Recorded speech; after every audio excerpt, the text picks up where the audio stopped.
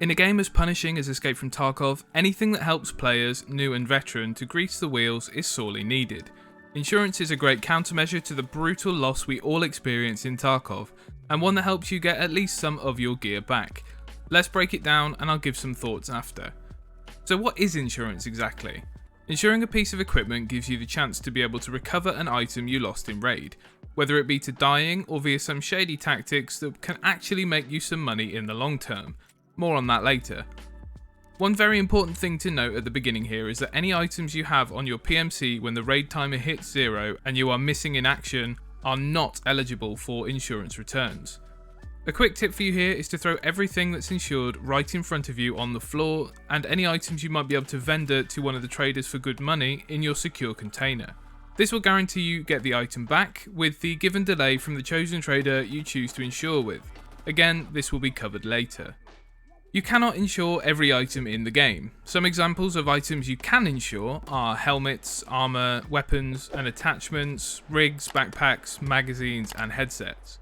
An interesting point to make here is that if you insure your magazines, only the magazines will come back to you. Any ammo that was in the magazine will be lost, so if you're playing with a friend and have good ammo, be a bro and let them take it and use it to get out of that raid. You can tell which items are insured, both when in raid and in your stash, as they will have a yellow border and a shield icon highlighting them.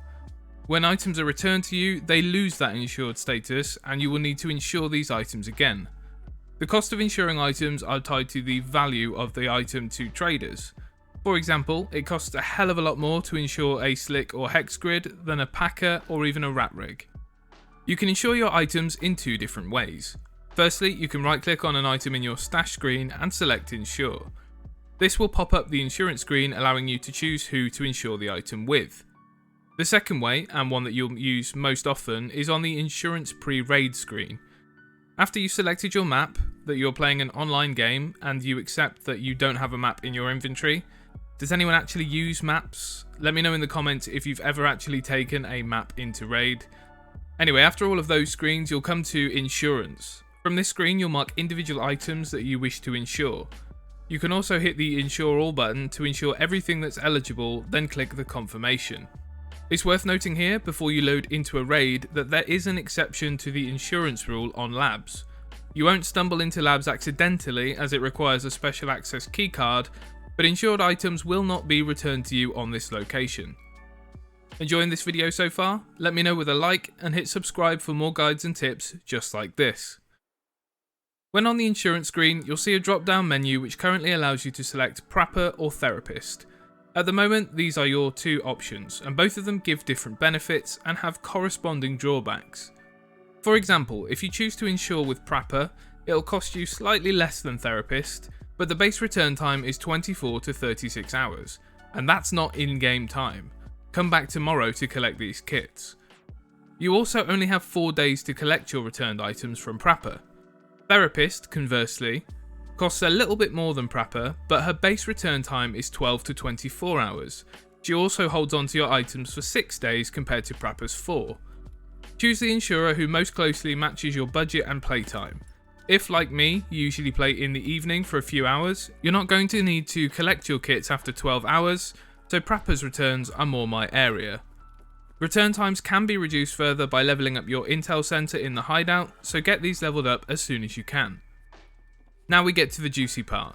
Strategies and techniques to help you make the most of your insurance and sometimes even make money using the system, as I mentioned earlier. What I'm talking about, of course, is insurance fraud. Now, don't give me that look, it's a part of the game and one that's been used forever. If you're so inclined, this is how you do it. Let's say you find a shiny new ULAC helmet on a body of a player you've just killed. Your helmet is a Class 3 6B47 Ratnik, but you haven't got a lot of money and would really like to keep it, but don't have enough space or it'll make you overweight and make it impossible for you to extract from the raid. Simple. Find a bush, throw your insured helmet into the bush where no one will find it, and equip the new ULAC. So long as nobody finds your insured item, you'll receive it back from your insurer within the times mentioned earlier. It's easy to game the system as a solo, but insurance fraud becomes even more beneficial when playing with a duo partner or in a squad. If you die and your team manage to kill the players who killed you, It's Tarkov etiquette to take your guns, armour, rigs and anything that's insured that has some value and hide it so you receive it back in insurance. Clearly you can't do this for your own gear if you're playing by yourself, so having teammates means insurance is a no-brainer. Just remember to tell them that they can have your ammo, meds and grenades, as you won't be getting these back with the rest of your gear. You might want to be a little bit picky about the items you choose to insure too. Not all items are made equal in Escape from Tarkov, and they definitely aren't equally heavy, valuable or sizable. Smaller items are easier to take out of raid, meaning they will be taken more. If you can fit an MMAC rig into your Berkut backpack, then you can fill up their rig with some of the items that were in your backpack before. You actually end up with more space internally than the 3x3 slots the rig takes up externally. Heavy items are less likely to be looted, as there are penalties for being too heavily overweight. I.e., you may choose not to grab some of the armoured rigs in the game if you are already above that armour level and don't need the extra room in your backpack. Then there's the value proposition. If you're insuring slick armours and fast empty helmets, and the player that kills you manages to loot your body, you can be certain you will not get that armour back. Class 4, 5 and 6 armours and helmets are infinitely more likely to be taken from you than Class 3s. So think carefully about whether you really need to take that airframe, ULAC, hex grid or slick into a raid when you're using a Mosin to get leg shots on scavs.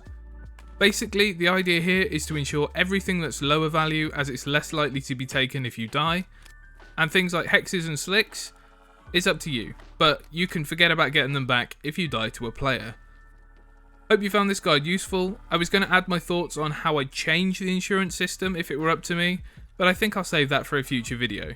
Subscribe so you don't miss that. Leave a like if you enjoyed the video and leave me a comment below. I'm interested to see how often you use insurance in Escape from Tarkov. Thanks for watching, I'll see you next time.